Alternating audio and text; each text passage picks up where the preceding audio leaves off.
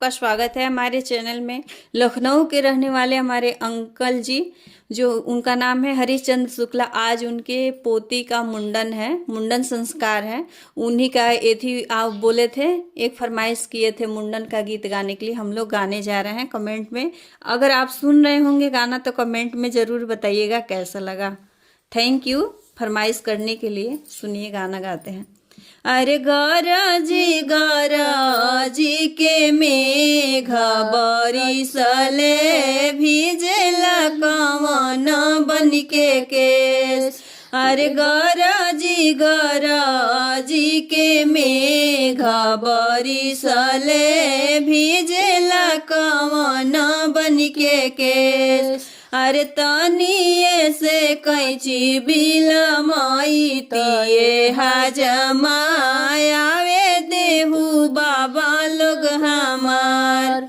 अरे तनिए से कैची बिलमाई तिये हजमा आवे देहु बाबा लोग हमार।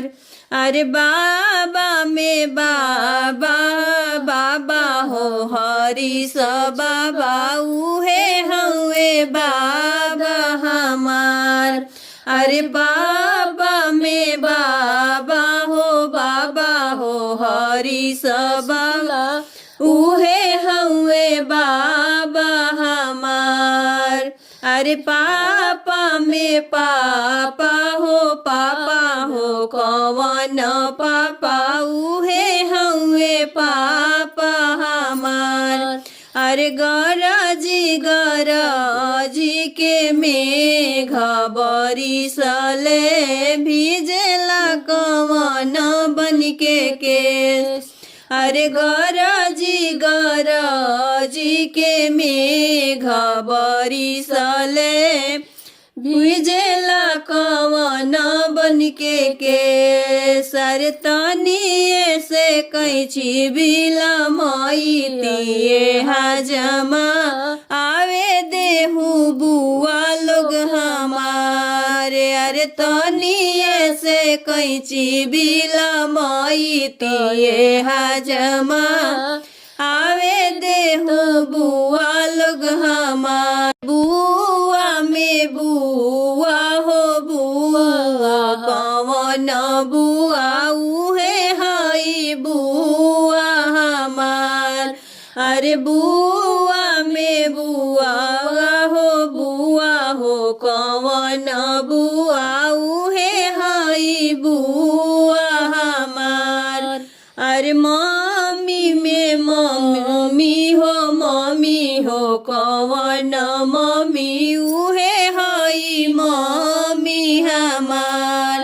अरे गरजी के मेघ बरिसले भिजेला कवन बन के केस।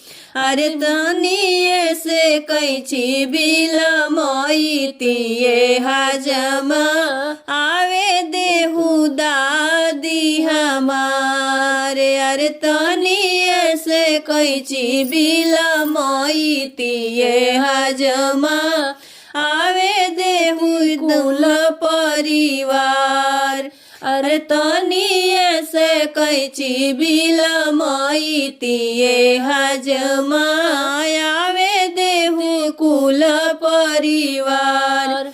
अरे दादी में दादी हो कवन दादी है हई दादी हमार।